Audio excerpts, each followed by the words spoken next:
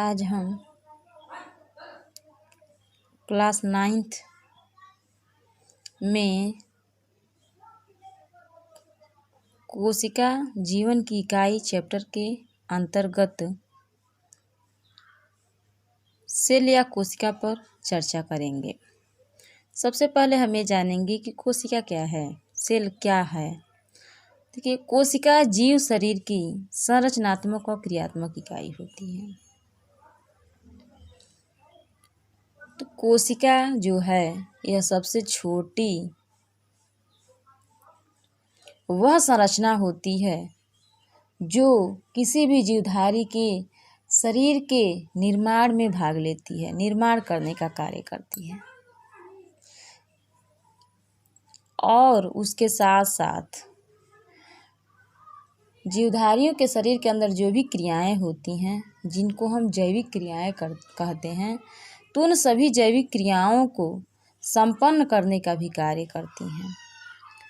तो इसके आधार पर कोशिका सेल का परिभाषा दिया गया है कि कोशिका जीव शरीर की संरचनात्मक और क्रियात्मक इकाई है। अर्थात ये जीव शरीर के निर्माण में भी भाग लेती हैं, जीवों के शरीर को बनाने में, निर्मित करने में भी भाग लेती हैं, और उसके उस जीव के अंदर जो भी जैविक क्रियाएं होती हैं उस सभी क्रियाओं को करने का भी कार्य करती हैं। इसलिए इसे संरचनात्मक और क्रियात्मक इकाई कहा गया है। अब अगला टॉपिक है डिस्कवरी ऑफ सेल, कोशिका की खोज। लैटिन भाषा के सेलुला शब्द से कोशिका सेल की उत्पत्ति हुई है। इसका अर्थ है एक छोटा कमरा या एक छोटी कोठरी। अब देखिए, लैटिन भाषा सेलुला शब्द से किसकी उत्पत्ति हुई है? सेल या कोशिका शब्द की उत्पत्ति हुई है। इसका अर्थ होता है एक छोटा कमरा या एक छोटी कोठरी।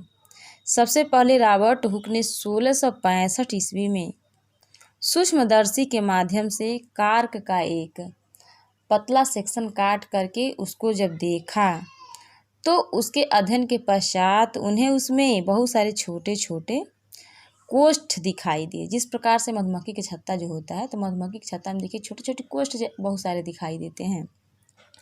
तो सेम ऐसे ही संरचना उसमें दिखाई दी, और उस प्रत्येक कोष्ठ को जब देखा तो उन्हें वो कोशिका नाम दिया। अब अगला है सेल थियरी या कोशिका सिद्धांत।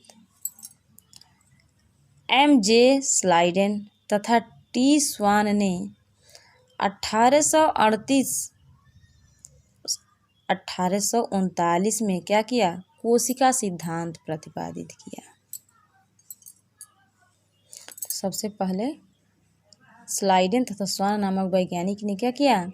कोशिका सिद्धांत प्रस्तुत किया, जो इस प्रकार है। पहला है, सभी जीवों का शरीर एक अथवा अनेक कोशिकाओं से मिलकर बना होता है। तो कहने का मतलब है कि जितने भी जीवधारी हैं, जो भी सजीव प्राणी हैं, सजीव हैं, तो उन सबका शरीर या तो एक कोशिका का या तो अनेक कोशिका का बना होता है, लेकिन बना वो कोशिकाओं से ही होता है। अर्थात सभी जीवधारी किससे बने होते हैं? कोशिका से बने। तो चाहे वो एक कोश की हो, चाहे वो बहुकोश की हो, लेकिन सभी किससे बने होते हैं? कोशिका से। सेकेंड है, कोशिका जीव के शरीर की संरचनात्मक और क्रियात्मक इकाई होती है। तो देखिए, कोशिका जो है जीव के शरीर की संरचनात्मक इकाई है। क्यों? क्योंकि यह जीव शरीर की निर्माण में भाग लेती है, संरचना में भाग लेती है। और दूसरा उसका क्रियात्मक इकाई होती है। तो क्रियात्मक इकाई इसलिए होती है क्योंकि वह उस शरीर के, उस जीवधारी के अंदर जो भी जैविक क्रियाएं संपन्न होती हैं उसमें क्या होती हैं? भाग लेती हैं।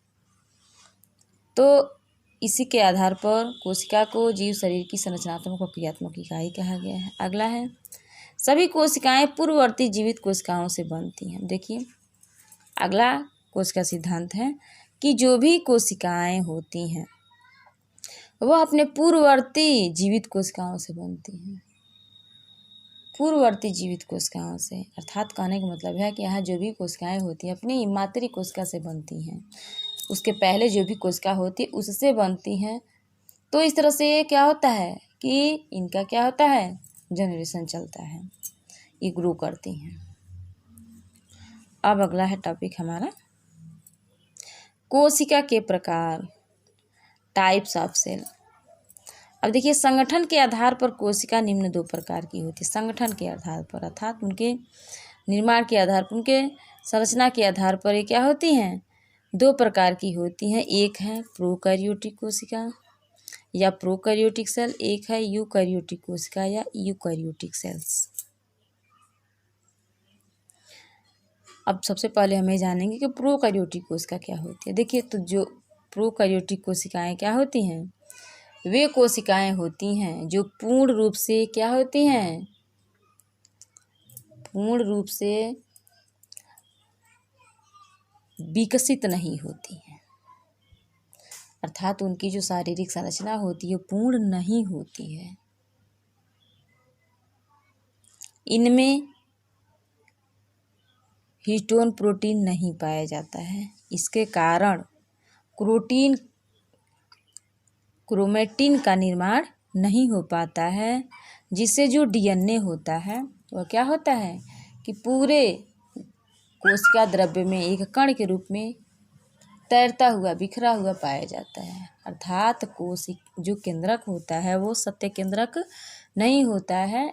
एक शब्द में हम कह सकते हैं कि जो केंद्रक होता है तो सत्य केंद्रक नहीं होता है, अर्थात सत्य केंद्रक का प्रोकैरियोटिक कोशिका में अभाव होता है। और इसमें जो राइबोसोम पाए जाते हैं वो 70S प्रकार के होते हैं।